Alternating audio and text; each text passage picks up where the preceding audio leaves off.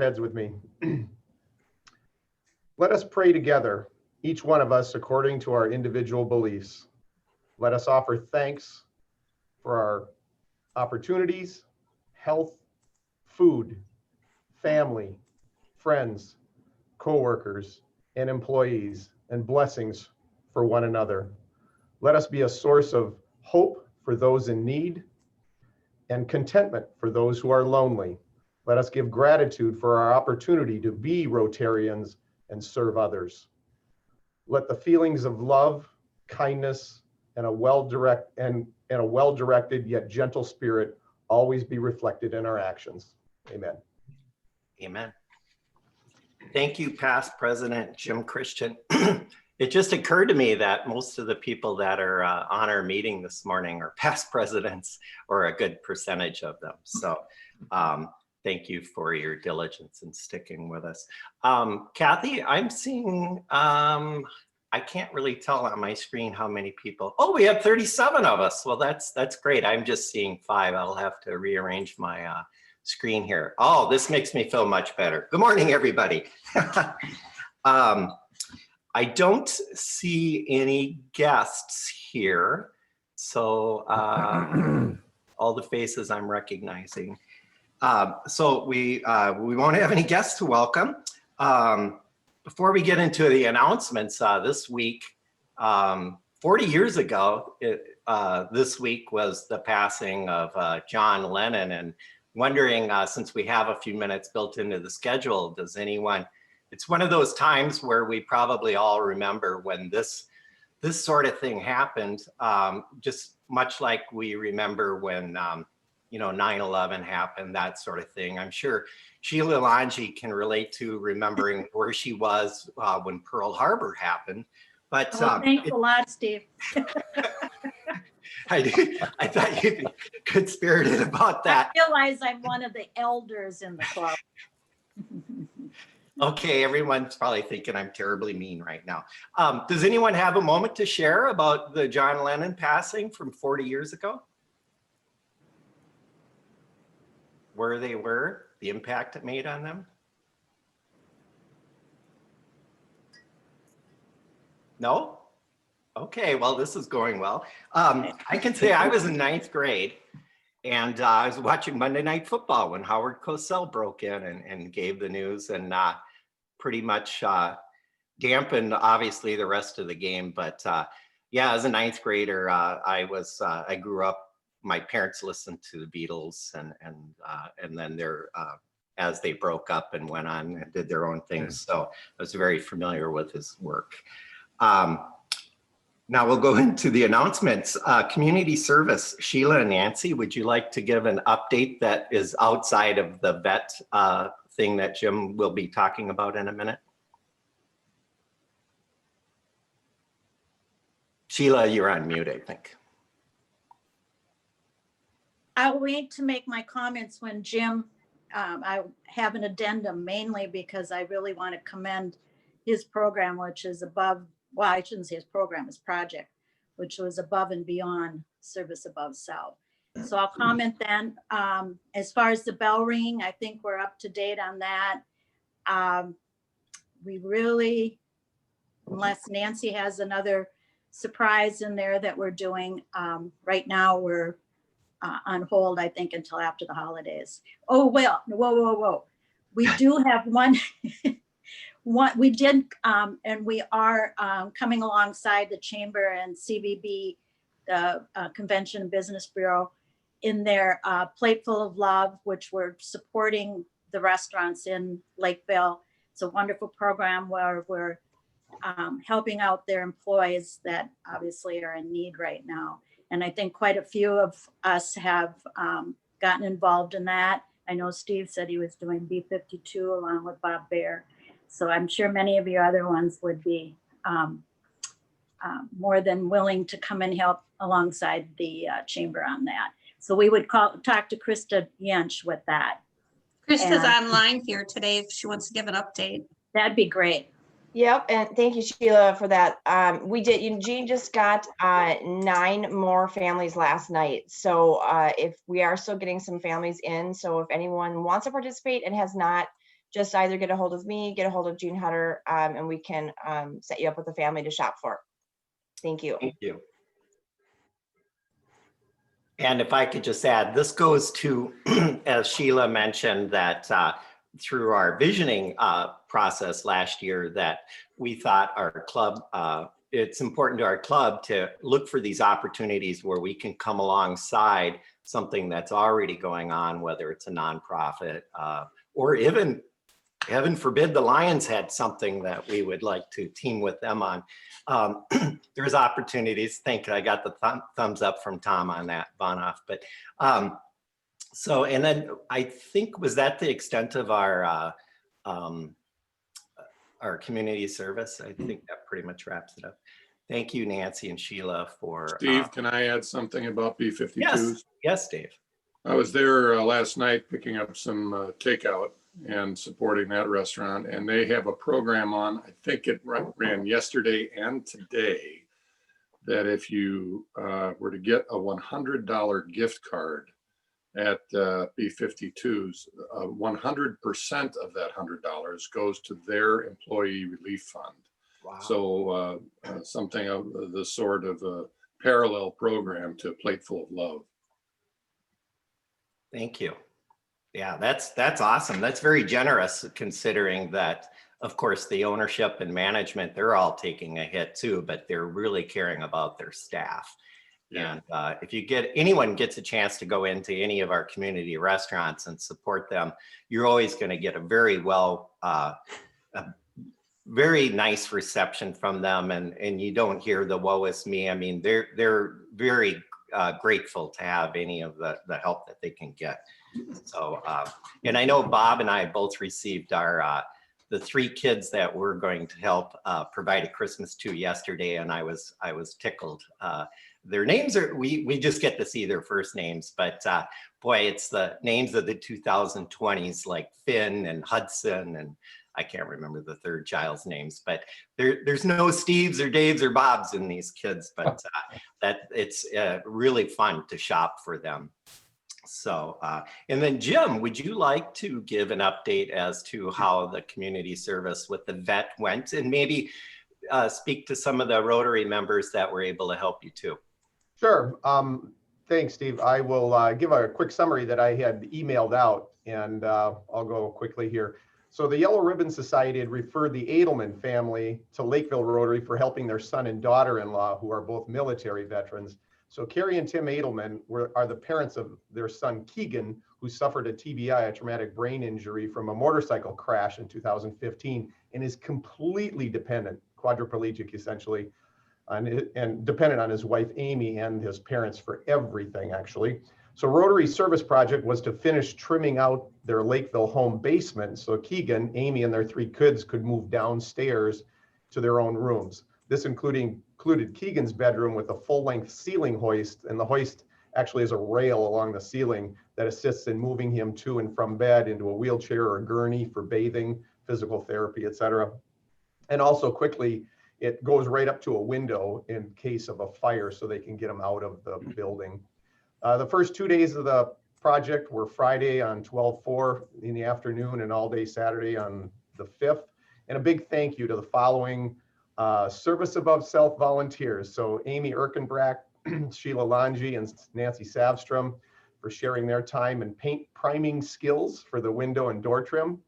We thought it was just painting on Friday, but it turned out it was priming, and then we had to paint. So a little extra step. Thankfully, Nancy Savstrom, thank you very much, stayed late on Friday, and we were able to also paint the window and door trim for installation that was going to happen on Saturday. So another big thank you to Julie Christian, my wife, who learned we were behind and volunteered coming in first thing Saturday morning to paint the base trim, while Gordy Erickson, Kurt Savstrom, and myself worked installing the window and door trim. And it was a blessing having Julie paint the base early, giving the paint some time to dry for us to install it in the afternoon. A lot of challenges getting the trim to fit well with the way the doors were not flush with the sheetrock, and Gordy did a masterful job. So on Sunday, we ended up having to finish the base installation, and Gordy reminded me that the baseboard that they had purchased was in really rough condition. had all kinds of mill marks and so on. So he asked JD Woodcraft if they would sand them in their time saver. It's a surface planer, but it uses sandpaper. And he said there was no hesitation, and they did it that same day. And that 20 minutes on the time saver saved us hours, at least 6 hours of sanding if we had to do it manually. So a shout out to them. And then on a personal note, Gordy, I spent a lot of time with Gordy, and he is fun to work with. He's hardworking, including some advance on site and off-site prep was really helpful. A really good craftsman and incredibly resourceful and very generous with his time. He was a little sore, the up and down on knees and so on, but Carrie, the wife, the mother of Keegan, repeatedly told us how thankful and appreciative she is of Rotary's help getting the project finally done so that they can finally get them moved downstairs and into their own rooms. And thanks to Amy Edelman too, and her daughter Madison for lunch. They went out and picked up some Firehouse grilled cheeseburgers and some other stuff on Sunday morning. So it was a good project, and they're well on their way now to expanding and getting all the stuff from upstairs down to the lower level. Great. Thank you, Jim, and I appreciate you managing that process and your leadership in that regard. You're welcome. It goes without saying that if anyone hears about these types of projects where we're able to help somebody in our community or a slightly neighboring community, where many of our Rotarians are looking to do hands-on type projects. So thank you for that. Let's see. Foundation, Mike and Beth, could you give a quick update, please? And you're on mute, Mike.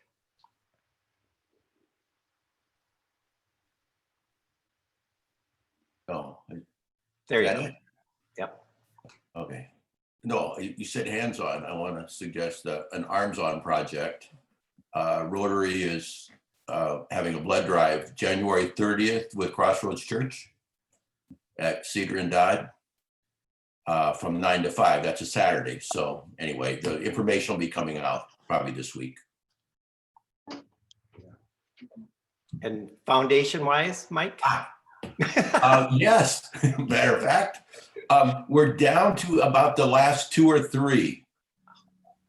So, out of our 92 members, that's great for all of you that have supported our drive for the foundation. Thank you. Thank you. Last week I compared this to getting a date for homecoming. I'm sure glad this is over. But we're there. We're going to get there. Yeah. This close. This close. Yes. Well, thank you. I appreciate that. And I'm not sure if Beth is on, but both of your efforts, thank you both. Richard, 30 seconds to promote our meeting right following this one for the Taste of Lakeville. Yeah, good morning. I have a short meeting right afterwards, and we'll promise to get it back to being a short meeting. Kind of ran off a little bit last week. Doing some good team building. Judy has come aboard and is going to work with vending, and we'll be reaching out with some other specific needs we have to the club. Regarding the date, we're still holding for the May date, but we'll talk a little bit about more of that today, whether that's going to have to shift, and getting some feedback from vendors. Like I said, a lot of good work over the last week. We had a special auction team with yourself, Steve, and let's see, Sheila and Lowell met. So thanks for meeting offline on that. Some good work there. And thanks to Colleen, who has, I like that term, come alongside with Lakeville Liquor to bring the new manager in working with us. So we'll have some, we'll keep that relationship strong. So approaching 1 minute here, I'll wrap it up, but please stay on right afterwards. Whoever else wants to join in, and we will keep it short and sweet today. That's your TOL update. Thank you. Thank you, Richard. Okay, Mike, I'm throwing the mic to you to announce our program. Carol Arney, please. Our speaker this morning is Carol Arney. Welcome, Carol. Carol has a fascinating background. She grew up in International Falls until she was 18, and then her family moved to Hawaii, and they took her with, and so she got to go to college at the University of Hawaii. That's great. Anyway, she graduated from there, got her degree in Spanish, and then spent the next 25 years in sales and marketing with Hawaiian Tour in the travel industry, which I think is fascinating. I'm just thinking of talking about climate change, going from International Falls to Hawaii. I guess that's kind of the beginning of seeing drastic change, right? Anyway, she spent 25 years in sales. And then in 1992 decided she had an interest in a career change, and went to the University of the South, I guess it's in Tennessee, and got her degree in theology, and got her ordination as a priest in the Episcopalian Church. And she did that for 20 years before she retired in 2015. She currently lives in St. Paul. For those of you that were on earlier, you heard her mention she's part of the St. Paul Sunrise Rotary Club. But she's had a passion the last 10 years in climate change, and has done lots of study on that. And her presentation this morning is climate change and Rotary. So if you'd welcome, please, Carol Arney. Carol. Thank you. Thank you very much. And it's kind of exciting to be here because I'm really impressed when I look at the size of the club, comparing it to the Sunrise Club, which has actually, we don't get very many people on our Zoom in the morning, but to see 2 full pages on my screen is something else. I'm going to, because of the interest in time, I'm going to go straight to the presentation. And I'm going to share my screen now. And there it is.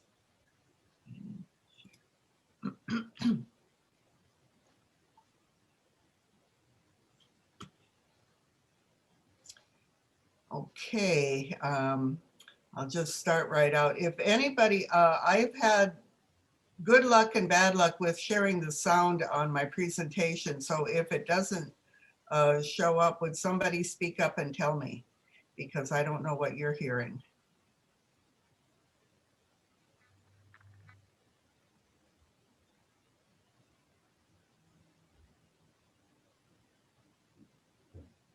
This is the worst drought to hit South Africa since 1982. The National Weather Service has called this a once-in-a-thousand-year storm. Washington State is having its worst fire season ever. The city is now facing an unprecedented flood event. This one, they're saying, is the worst one yet.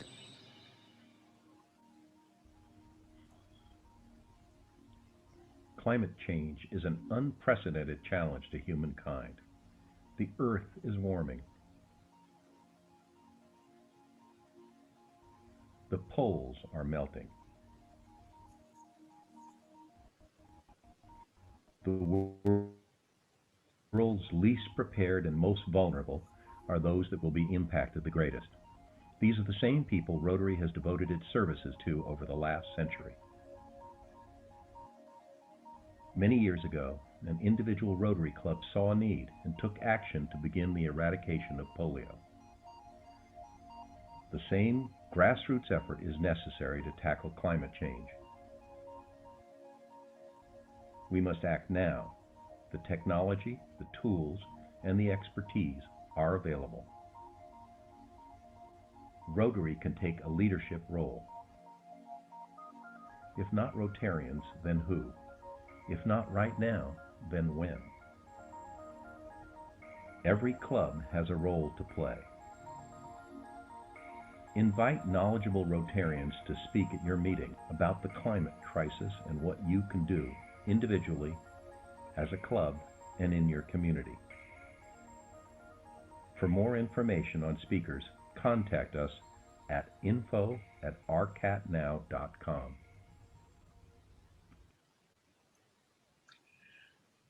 Well, Michael gave you a good introduction to my my history, but it kind of changed. This is a picture of the Climate Reality Leadership Corps training in August of 2018 in Los Angeles. And this was the start of what I call my third career as an activist for climate change. Before then, I had a strong interest, but I didn't really know what to do with it. And after this training put on by the Climate Reality Project, which is an effort of former Vice President Al Gore, I was given the tools to work on it and to spread the news, so to speak. Shortly after I returned from the training, I discovered that the Rotary was already very interested in the climate situation, the climate crisis, as we call it now.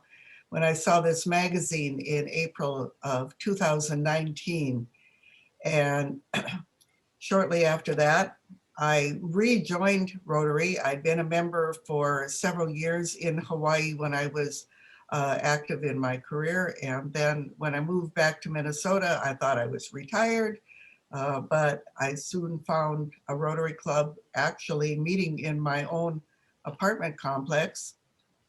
And from there, it was a go. So today's presentation is going to focus on Rotary and our role in the climate crisis. And I'm going to base it on the four-way test, which I don't remember us saying this morning, but is it the truth? Is it fair to all concerned? Will it build goodwill and better friendships? And will it be beneficial to all concerned? So first, let's talk about, is it the truth? So the first part is going to be about science. Now, when someone says I have a theory, they might mean they have a hunch about something just because it seems to make sense. But scientists use the word differently. For an explanation to be a valid scientific theory, it has to be supported by evidence. New evidence always puts a theory to the test. If the evidence doesn't support it, the theory is modified or rejected. Now, this is a placard I took a picture of at the Field Museum in Chicago, which is a natural history museum, and it gave me an insight into the first extinctions that our planet experienced. So today, let's look at the evidence. And believe me, it's nothing new. Here's an article from a 1912 newspaper saying that they knew they knew in the 19th century. They knew it back to about 1856, but here's a good one. The furnaces of the world are now burning about 2 billion tons of coal a year. When this is burned, united with oxygen, it adds about 7 billion tons of carbon dioxide to the atmosphere yearly. Excuse me.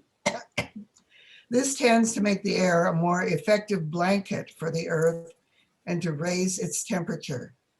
The effects may be considerable in a few centuries. Well, it didn't take a few centuries, it just took one. And this is a photo affectionately called the Blue Marble, taken by the last Apollo mission on its return to Earth. And when we think of this, we've got to think of Earth as we see it here, without borders, without any divisions. It's our home. It's our common home. And the Earth is surrounded by a thin blanket of atmosphere. The atmosphere blanket, which is made up of gases, is really just about 7 miles thick. Now, most people think when some smoke goes up their chimney or out of the back of their car or out of a nearby factory or refinery, that goes up into the air and it disappears. It just floats away into space, but it doesn't. It's caught in this blanket and it's building up. We are dumping 110 million tons of man-made global warming pollution into the atmosphere every 24 hours. So here's the theory that this is all based on. And this is a picture, it's the greenhouse effect.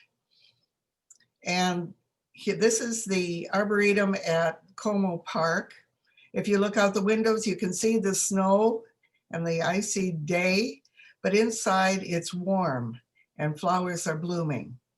This is because heat can go in, but it doesn't go out of the barrier that's holding it in place.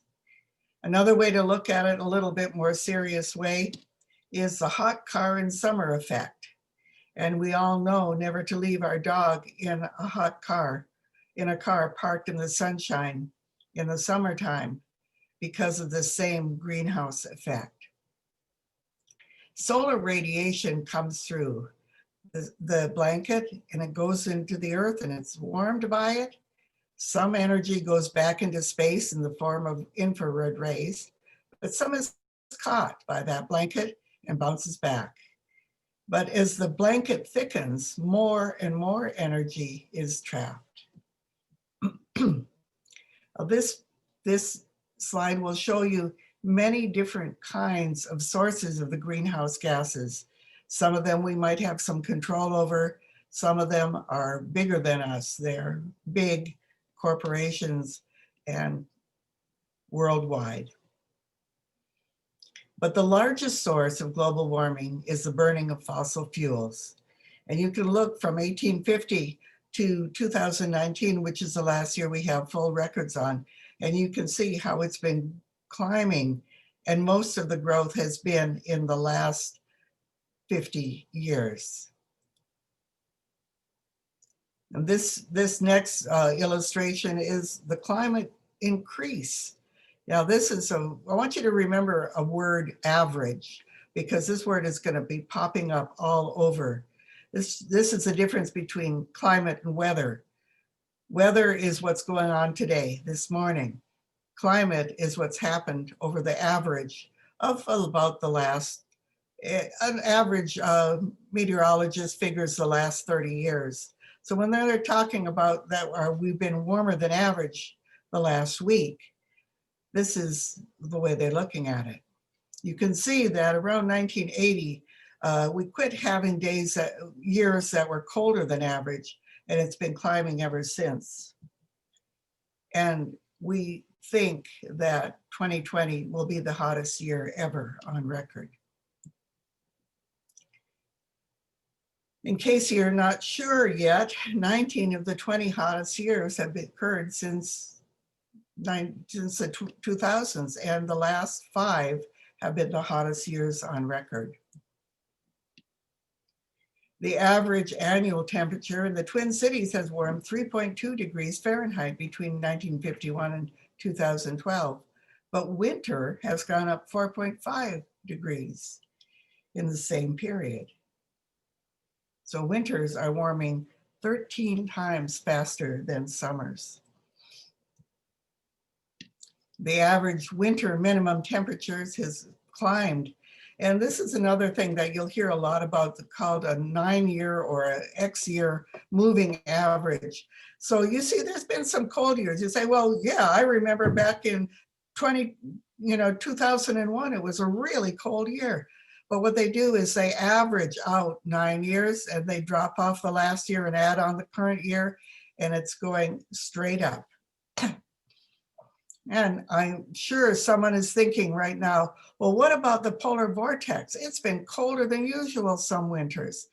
Now I'm going to explain this. This is actually another effect of climate change, because the jet stream has been getting very unstable and wavy instead of going around consistently in certain places. It used to go right around the north, and it was very consistent. It was stable, and the polar vortex stayed up in the polar area where it was supposed to. But with the weak jet stream, the air drops south, the wind drops south, and so does the cold. Here's an example from 2018. I was here and I remember it. When the jet stream pushed warm air to the middle, it split the polar vortex and it dropped down into Minnesota and also into Europe.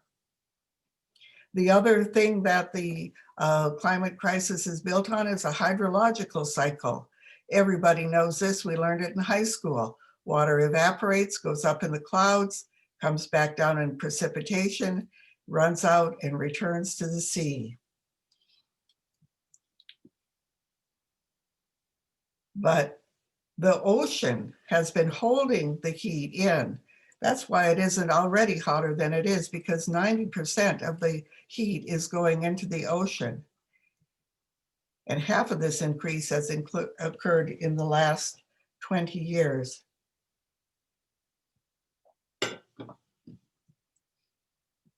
The same heat that is evaporating more water into the ocean is causing bigger downpours and floods, and it pulls moisture even more rapidly from the soil, causing longer and deeper droughts, as California has been experiencing. And where there's droughts, there's more fires. And the 45 years of the Western fire temperature shown in this map, and we all know that the fires have becoming worse and worse year after year. So we need to ask ourselves, is it fair to all concerned? And when Rotary asks this question, they look at places where it isn't fair to all concerned, and that's where they move into action. The gravest effects of all the attacks on the environment are suffered by the poorest.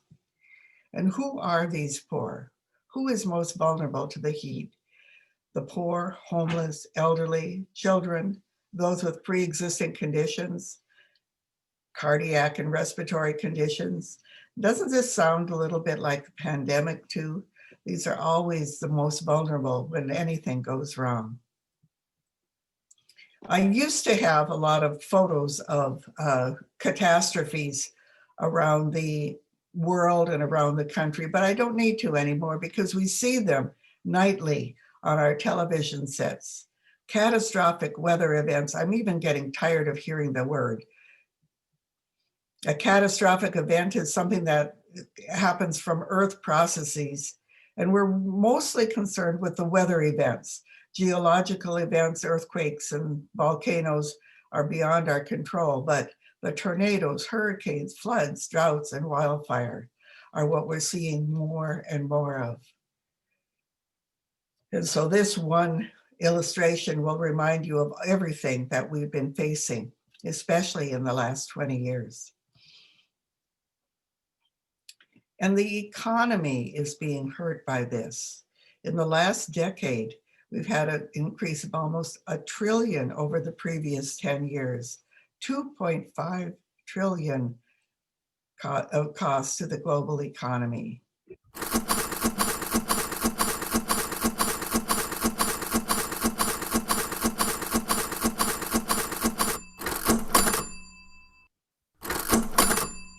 I'm sure that if you have any people who are watching today who are in the insurance industry, you're already seeing the effects of this as homes in risky places are getting harder and harder to insure. And every time there's a catastrophe, it's a big hit on the insurance industry. The other kind of breaking news that we're seeing too much of is uninhabitable. Places that are hurt by these catastrophic events become unlivable. Just a year ago, hundreds of homes in Nebraska were ruled uninhabitable because of flooding. And Central America, where a lot of our Rotary efforts are going, has been plagued by drought, causing many, many people to migrate because their homes can't support crops anymore. They are becoming uninhabitable. This leads to another after effect, the climate migrants, who we should see 1 billion of them by the end of this century. And then I've got 2 areas that I don't even have time to talk about this morning. The first one is food, and all of this climate actions are affecting our food, the water availability, drought, disease, heat, fires, nutrition. Most people don't realize how much 10 degrees heat difference in the summer can ruin your crops. And it's also a medical emergency. How does the climate affect health? Well, here's some other things. Heat stress, mental health, water again, food again, infectious diseases, which we're being confronted with. And they're all connected. In Minnesota, we see mosquitoes, two of our most common pests, mosquitoes and ticks. And these ticks are vector-borne diseases. And for example, the ticks have been increasing in Minnesota because of the shorter winters and the increasing heat. And many diseases, including the Lyme disease, are affected by these ticks. So, as I said, all those last two subjects, I could devote a whole presentation to either one of them, but we must go on. And ask, will it build goodwill and better friendships? I'm going to speak from personal experience. It was the climate change that brought me back to Rotary, where I'd been a member for many years in Hawaii. And once I found that Rotary was interested in dealing with the climate solutions, I found my club and I joined. This is about 2 years ago, and this is when I was awarded my membership, and that Steve Baker and Mary Vonderhart, I'm probably saying her name wrong, on the day that I rejoined Rotary. And once I became a speaker, I got to meet more and more Rotary clubs. This is from the New Brighton Mounds Club, where I gave a talk a couple of years ago. And remember, we have solutions at hand. If anybody saves your old Rotary magazines, you can look up the April 19th, where it has a very good article on some of the things that we can do. For example, wind could supply the worldwide electricity consumption 40 times over. And in Minnesota, we have a huge amount of wind farms. Not only that, but we manufacture the plants that manufacture the large windmills, meaning that this could be a boon to our economy. This is a boon to our economy, even as it's a solution to the climate crisis. And solar PVC installations, which have been skyrocketing since 2010. Did you know that enough energy comes to the earth every hour to fill all the world's energy needs for a full year? And Minnesota has more community solar projects than any other state. Over 100 solar gardens, community solar gardens. I want to stop and mention this because community solar garden is like a co-op of a solar garden. You can enroll, you can become a member. And even if you don't have a good rooftop for solar on your own home, you can still benefit by being part of a community solar garden. Now, this all wouldn't be as much help if there weren't storage. And the storage capacity is also growing as batteries become cheaper, more efficient, and less costly. It's interesting in this particular slide to show how it's grown from just a utility storage market to, in 2021, it's projected to be just as much residential and non-residential as utilities. And I'm sure that there are people who are watching today who have an electric car or hybrid. And all these companies have electric models in production. And I'm sure you can find your model here. Now let's look at some Minnesota examples. This is on Lake Street. It's a store called Two Betties. It's a green cleaning store that's devoted their outside walls to become a billboard of all the good news about wind farms and solar panels and everything that's happening here in Minnesota. And Bloomberg granted $2.5 million to Minneapolis and St. Paul to assist in climate change actions. So will it be beneficial to all concerned? And here I want to stop for a moment and say that this isn't a doomsday presentation. We have hope, and that's what we should live with. In 2015, the Paris Agreement was agreed to by every nation in the world. Just stop and think the last time every nation in the world agreed on anything. Now, this is a little bit of a dated slide because the day has passed when we could withdraw from the, it was November 4th. However, President-elect Biden says that he will initiate rejoining the Paris Agreement as soon as he's inaugurated. Not to worry, it's not politics that drives the markets, it's the global markets, and it's the economy that's going to bring solar, batteries, energy, and we will continue to make inroads on the crisis because of the economy, regardless of who occupies the White House. And this was predicted by Goldman Sachs in 2016. Another optimistic thing is Climate Mayors, which was founded in 2014. It's a bipartisan peer-to-peer network of US mayors who are working together to demonstrate leadership on climate change. And by the way, most of them have decided to honor the Paris Agreement, even if it weren't in effect. And the Twin Cities mayors are two of those climate mayors. People all over the country and all over the world are getting on board and supporting climate movement. This is an example of the People's March in 2017. And I think you'll remember in 2019, the Youth March. There was a day the youth had a strike and left school to march for climate. And of course, as individuals, you can take action by showing up in the Capitol when they're in session and supporting climate actions. So what can you do? First of all, you can use your words, as we say to little children when they're learning to talk. First, read, study, and become more informed. And this is really a big deal.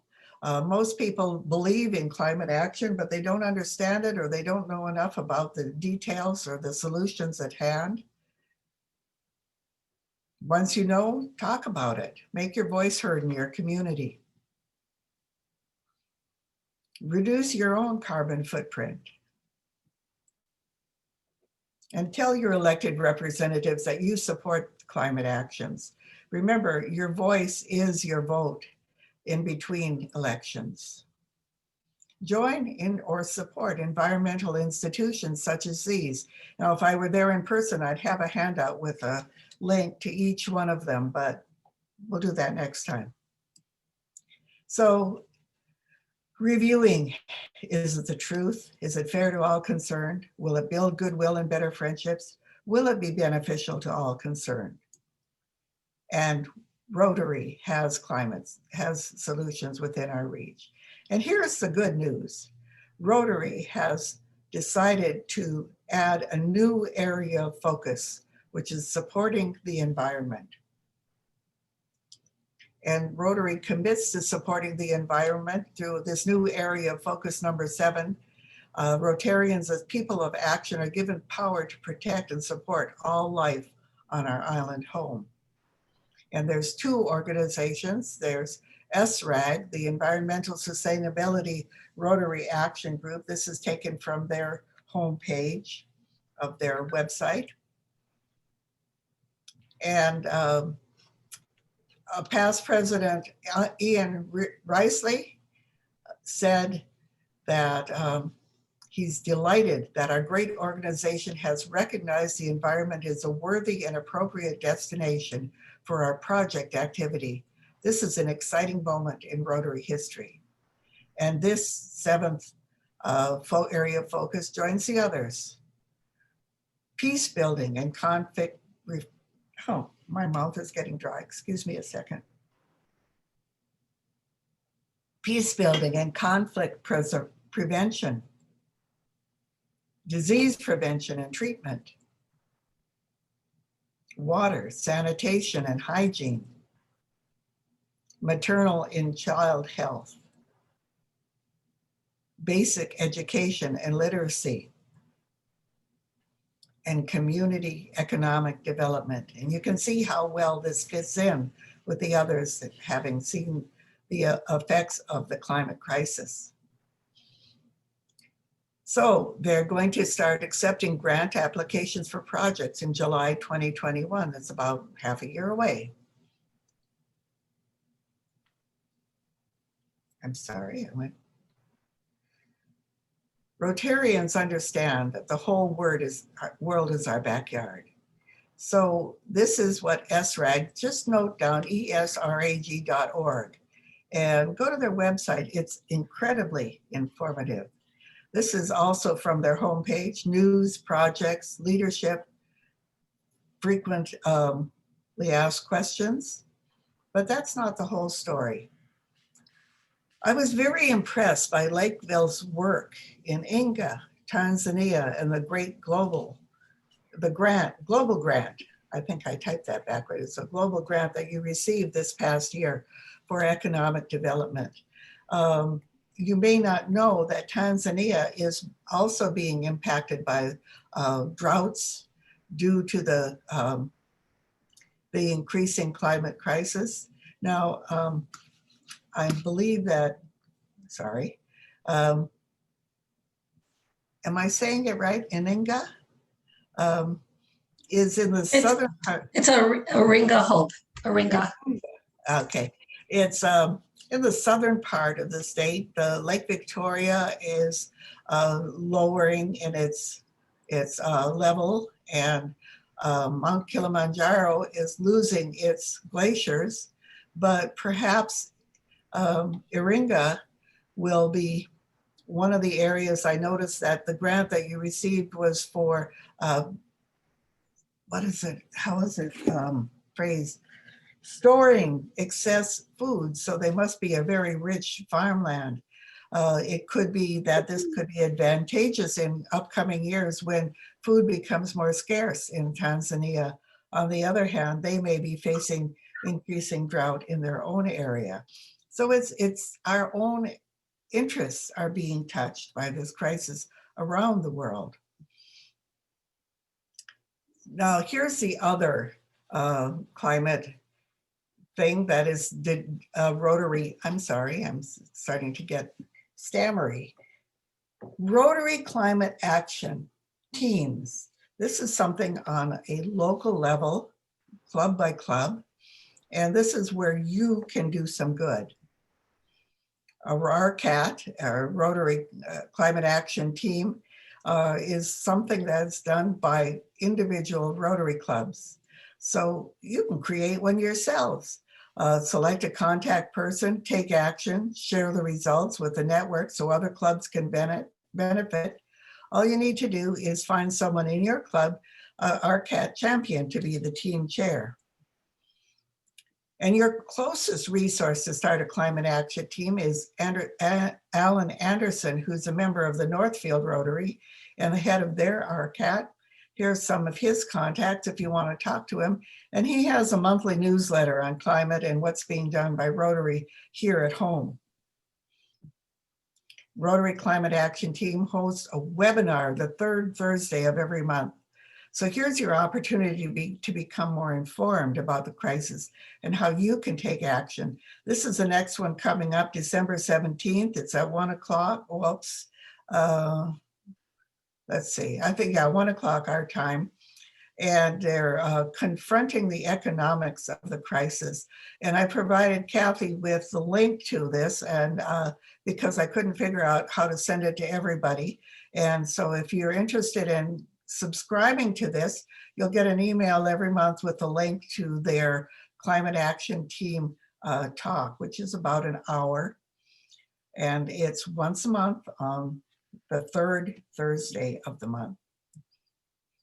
So join us. We're using our votes, voices, and choices to fight the climate crisis. Use your own voice, vote, and choice. Speak truth to power, like your world depends on it.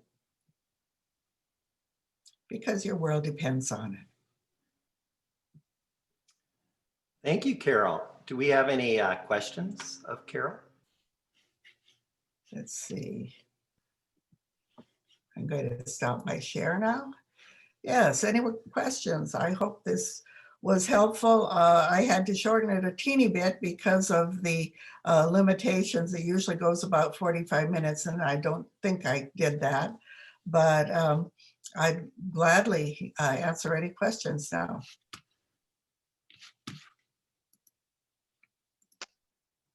I guess I have one. I know it was noted in your presentation that every country of the world decided to join and agree to join the Paris Accord, Climate Accord. But however, I think many of us are aware that the biggest countries that are producing the most carbon, as far as what I've understood, is the Asian and India, Russia, and they may have joined the accord, but how are they being, maybe you don't know this either, but how are they being encouraged to lower their emissions? Do you know that answer, Carol? That is a good question. Actually, I don't know about Russia, but India and China are two of the top. When you look at statistics, they're making great efforts in solar power and in other efforts. Unfortunately, they were some of the biggest polluters. So even though they're making the big efforts, they are not, they've got a long road to go, but they are trying, and they're doing it because the impacts on their own country is so great.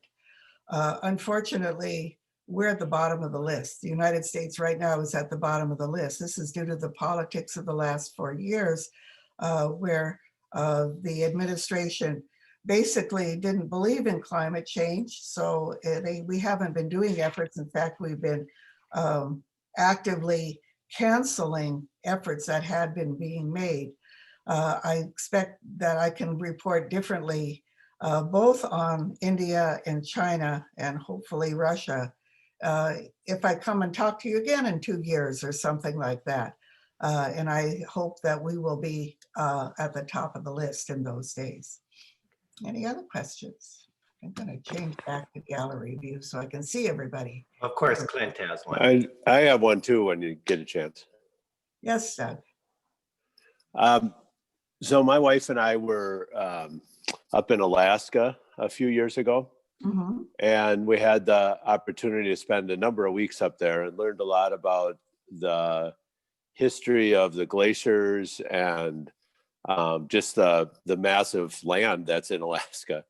And it was wonderful in terms of a study of history. One of the things that I'm a real advocate for stewardship of the land. I think God provided us beautiful nature around us, and we have a responsibility to take care of it. One of the things I found really interesting was that historically, if you look like not just the last 100 years, but thousands of years, the glaciers have come and gone over a long period of time. So you can't really call it seasonality or a cycle because it's so long. Right.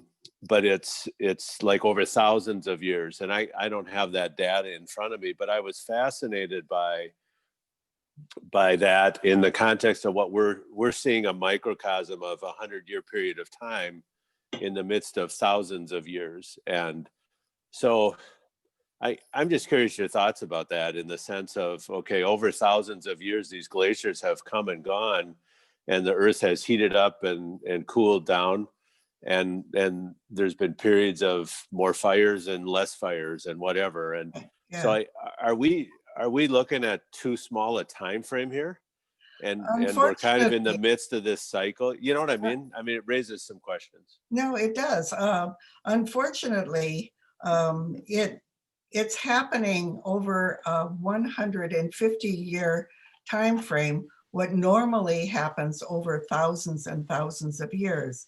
There was another extinction that where 90% of living animals and plants were wiped out, and that one took place over tens of thousands of years. But our statistics, which I've just shown you, shows that this is happening at a vastly accelerated rate of 150 years of scientific knowledge, which is very different from the thousands and thousands. This isn't a little bit of a 1,000-year process. What's happening in 150 years is what usually happens over thousands of years. And that's why everybody's alarmed. I think we have time for one more question. I think Clint had one. I had a quick one too, Steve, if we could. But Clint, you can I'll go make first. my answer short. Okay, thank you. Go ahead, Dan. Yes, Carol, thank you for that presentation. I know my son would be greatly interested in seeing it. Is that something that you're going to be making available for Kathy? Oh, yes. Fortunately, since it's virtual, I'm going to go south and be a snowbird for over Christmas and maybe a little longer, but I can show this anywhere for any time. And I have another one that is not specifically Rotary focused if he's not a Rotarian, and that has a little more detail on some of the facts that I brought up. So Kathy's got my contacts, and so does Michael, and anybody can call me. And by the way, I'd love to do this for any other Rotary clubs if you want to recommend it. Thank you, Carol. Clint, one last question, please. I guess I have an observation that our house, due to the pandemic, has significantly reduced gas consumption because we're not driving to work. And I don't know how long everybody else is going to have that lower consumption rate. Is that an example of what we essentially need to aspire to as a new way of living? I think you'll remember back in March and April when everybody really shut down and the LA freeways were empty. And in India, they could see the mountains, the Himalayas, for the first time because the pollution had dropped, as well as cities like Los Angeles and around our country where we could see things we hadn't seen for years. The funny thing is that as people were staying home, wild animals started running through the cities. And it's an example of what could happen. Now, in the early days, back in maybe April or May, people were saying, well, as soon as this starts up again, it's going to cancel out all the good that's come in these last 2 months for as far as pollution goes. Since it's lasted on into 8 months, 2020 may be a drop in the carbon dioxide put into the air. It might be a good statistic and an example of what we could be. Personally, I think that whenever normal comes back, many people are going to continue working from home because it's more economical for them and for their companies. And it's going to be a step in the right direction. We've learned a lot. Big companies are no longer having meetings where they fly in people from all over the country when they found that they can do this so much more economically. So out of disaster comes hope, and maybe we'll learn a few things from this pandemic as well. Thank you, Carol, and thank you, well, both for your presentation and your time. And we appreciate the St. Paul Sunrise Club loaning you to us this week. Thank you. When we have presenters and speakers, we do an honorarium, and so we will be sending a check in your honor to our organization this year is the Tree House, which helps youth at risk throughout the Twin Cities. So thank you Terrific. again for Thank you joining very us. much. And we all really appreciate that. Thank you. Great. Kathy, so we will be taking back over the screen here. Like to do a little housekeeping within our group. Like to remind our club to remember best practices regarding our Zoom meetings. Of course, wear pants and keep your computer or phone on mute. Most of our club is aware that we had a rather uncomfortable moment last week's speaker concluded her program where an unfortunate outburst occurred. As you know, Kathy records most of our Zoom meetings. Through the power of technology, Kathy was able to capture the following screenshot of the exact moment. That was 7:54 a.m. last Thursday. Unfortunately, Mr. Casey isn't here to defend himself. So, but knowing that next week is our Christmas program, we thought, or I thought we would show this anyway. And thank you to everyone for sending in your shock photos or otherwise suggestions of reactions. So somehow we'll get this to Chris, and then I know it's shocking, isn't it, everybody? So I guess if you want to either type in or comment on what maybe would be an appropriate fine amount for Mr. Chris Casey. I see Judy probably has an idea here. Oh, that was great. Well, thank you. Yeah, I guess it would have been better if Chris was here, but again, I didn't want to put it off till next week because it's Christmas and that's the Mars on week. So there we go. I guess before we conclude, are there any happy dollars amongst our group that we can Venmo or otherwise put it on an IOU situation? Happy dollars? I have a happy dollar. My happy dollar is that Deb and I were fortunate to spend time with our daughter and her husband and our grandson, Alex, last weekend up at Breezy Point. And the hole number 18 at White Birch Golf Course is right behind our condo. And there was this beautiful hill with about an inch of snow on it. And our 13-month-old grandson had put his skis, alpine skis and helmet on and skied for the first time in his life, and it was awesome. That's great. Go ahead, Judy. Do you have a happy dollar? I do.